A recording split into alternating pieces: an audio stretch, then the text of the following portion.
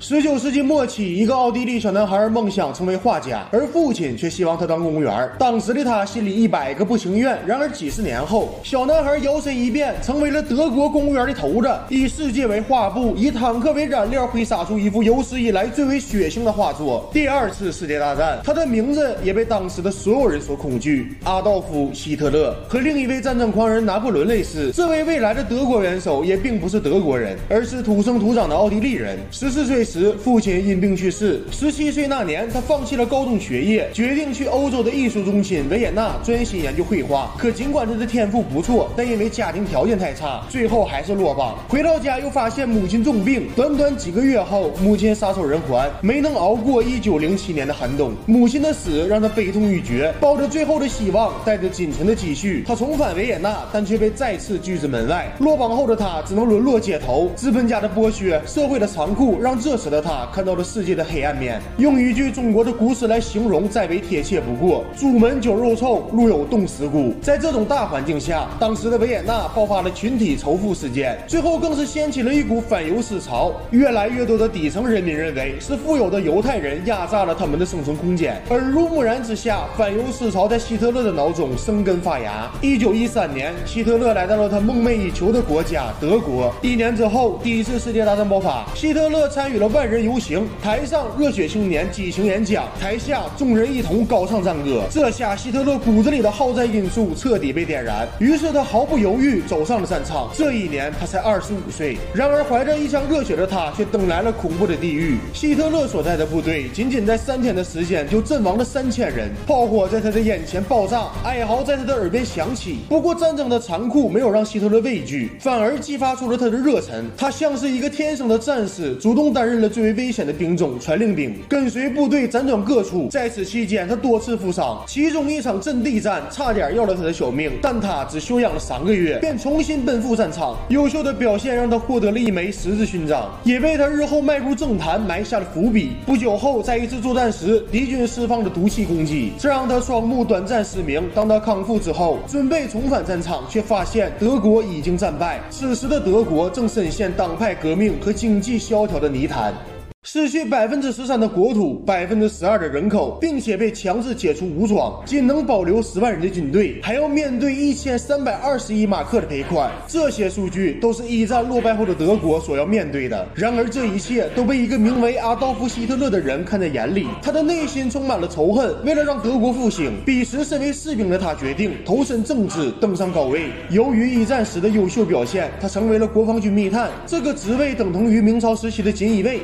1919年9月12日，希特勒接到了一份秘密任务，卧底并调查一个名为德国工人党的组织。聪明的他发现，壮大自己的党派比当一个特务更有助于自己的仕途，于是他摇身一变，成为了工人党的领袖。此后的日子里，他辗转德国各地，不知疲倦地发表演讲。他许诺人民面包、工作和尊严，同时引导人民把德国的衰败怪罪在犹太人的头上。在涂抹星子四射的演讲下，他收获了大量迷弟，这些人都打心里认为希特勒追踪的德国才是他们的理想国。随后为了方便管理，希特勒把德国工人党更名为民主社会工人党，而纳粹正是他的德语首字母缩写。同时他还为党派设计了标志以及专属的举手礼。此后军队的加入让希特勒收获了第一支武装力量。不久后他决定利用政变夺取政权。1923年11月，希特勒在慕尼黑发动了啤酒馆暴乱，一举控制住了演讲的政府高官。在压倒式的优势下，官员们只能投降，但政府军很快做出行动，出面镇压暴行。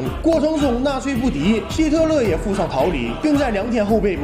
开庭当天，希特勒发挥了自己最大的才能——演讲。他反客为主，当众指责政府软弱，签下丧权辱国的条约，才让百姓过上了苦日子。他们才是真正的叛国者。如果自己真的有罪，那他的罪名也只有一条，那就是捍卫了德国人民的权利。一通大白话，把在场的陪审团和法官全部煽动起来，最终死刑只变成了9个月的监禁。当他再次出狱后，成为了德国家喻户晓的大人物。但在政治舞台上，纳粹并不占优势。国会上几百个席位，纳粹只有3席。然而这在希特勒的眼里压根不叫事儿。他先是接触工商业，威胁一众资本家大佬，说如果不支持自己，那就让纳粹的成员暴动。别忘了纳粹的全称可是民主社会工人党。所以希特勒最不缺的就是工人。一棒子下去又给个甜枣，许诺只要自己执政就会大力发展军工工业让他们有钱赚，双管齐下，效果显著。与此同时，大环境也给了希特勒助力。彼时的德国股市崩盘，导致本国货币马克跳崖式贬值，最夸张的时候达到了4.2万马克只能兑换1美元，而这背后是数不清破碎的德国家庭。于是希特勒高举种族大旗，降罪于富有的犹太人。演讲时他提出2个观点：第一，对外侵略，自己没有钱就去抢其他国家的钱；第二，对内镇压，犹太人有钱呀，抢他们的，这就叫做劫富济贫。这些极为荒谬的言论却得到了当时大部分德国人的支持。这叫啥？穷山恶水出刁民，活着都费劲，哪还管得上仁义礼信？于是到了1933年，纳粹党在国会的位置便高达230席，成为了德国第1大党。而这和他出狱时的对比，只过去了10年的时间。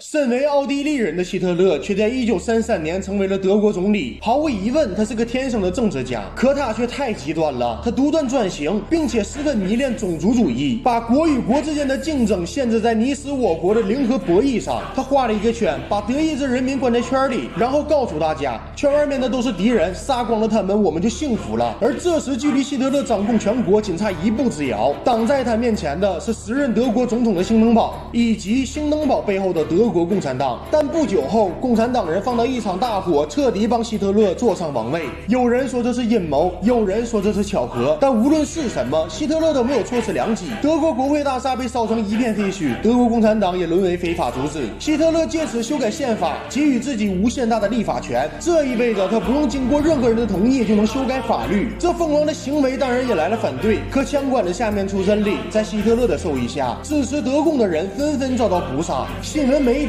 也被禁言。一番猛如虎的操作后，反对他的声音消失匿迹。之后，为了解决其他绊脚石，他命令党卫军发动了名为常见之夜的清洗计划。在这场大屠杀中，希特勒的政敌们全部见了上帝，最终兴登堡只能含恨而终，咽下了最后一口气儿。很快，希特勒迈出了独裁统治的最后一步，他将总统和总理合并为一，成为元首，这就相当于封建王朝的皇帝，全国上下就他一人说了算。从此，德意志第3帝国正式崛起。影片名为《恶魔的崛起》，讲述了战争狂人希特勒的前半生，真实还原了他的发家史，从一个落榜的美术生成为了发动2战的德国元首。